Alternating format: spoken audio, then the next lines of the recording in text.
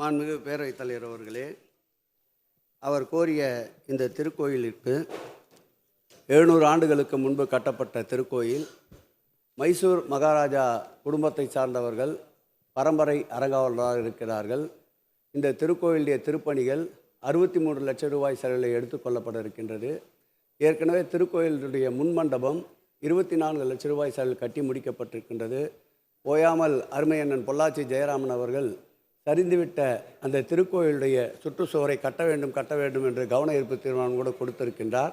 2,37,00,000 ரூபாய் செலவில் அந்த திருப்பணியும் மேற்கொள்ளப்பட இருக்கின்றது என்பதை மாண்புமிகு பேரவைத் தலைவர் வாயிலாக 2 உறுப்பினருக்கும் சேர்த்தே இந்த பதிலை பதிவிடுகிறேன். மாண்புமிகு பேரவைத் தலைவர்களே, முதல் கேள்வியிலேயே தெளிவாக பதிலை சொல்லிவிட்டேன்.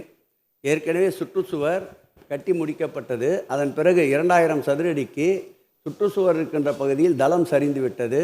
அதை கட்டுவதற்குத்தான் நம்முடைய அருமையான பொள்ளாச்சி ஜெயராமன் சட்டப்பேரவை உறுப்பினர் நீங்களும் கேட்டிருந்தீர்கள். 2,30,00,000 ரூபாய் செலவில் மதிப்பீடு ஏற்படுத்தப்பட்டிருக்கின்றது. கூடிய விரைவில் அந்த பணிகள் மேற்கொள்ளப்படும். திருக்கோயிலுக்கு 7 பணிகள் 67 லட்சம் ரூபாய் செலவில் மதிப்பீடு தயாரிக்கப்பட்டிருக்கின்றது. அந்த பணிகளும் விரைவில் தொடங்கப்படும் என்பது சொன்ன பதிலேயே திருப்பி உறுப்பினருக்கு சொல்லிக் கொள்கிறேன் பேரவைத் தலைவர் வாயிலாக. மாண்புமிகு பேரவைத் தலைவர் அவர் கோரிய அம்மன் கோயில் என்பது அங்காளம்மன் திருக்கோயில். 24 லட்சம் ரூபாய் செலவிலே திருப்பணிகள் மேற்கொள்ள மதிப்பீடு தயாரிக்கப்பட்டிருக்கின்றது. கூடிய விரைவில் நிறைவேற்றி தரப்படும். அவர் கோரிய மற்றொரு கோயில் மதுரை வீரன் கோயில். அது ஆதி திராவிடர்கள் வசிக்கின்ற பகுதியில் இருக்கின்ற திருக்கோயில்.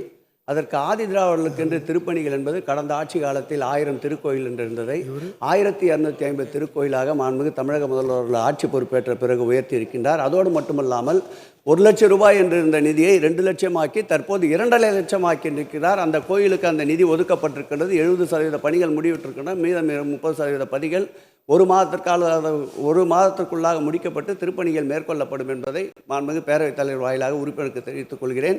இன்னும் ஆதி திராவிடர் திருக்கோயில், கிராமப்புற திருக்கோயில்கள் இருந்தால் பட்டியலை தாருங்கள். அதையும் இணைத்து கொண்டு இதுவரையில் 5000 திருக்கோயில்கள் ஆதி திராவிடர் பகுதிகளிலும் 5000 திருக்கோயில்கள் கிராமப்புற பகுதிகளிலும் திருப்பணிகள் மேற்கொள்ளப்பட்டு 106 கோடி என்று 212 கோடி மாண்புமிகு தமிழக முதல்வர்கள் இந்த திராவிட மாடல் ஆட்சியிலே வழங்கியிருக்கின்றார் என்பதை பேரவைத் தலைவர் வாயிலாக மாண்புமிகு உறுப்பினருக்கு தெரிவித்துக் கொள்கிறேன்.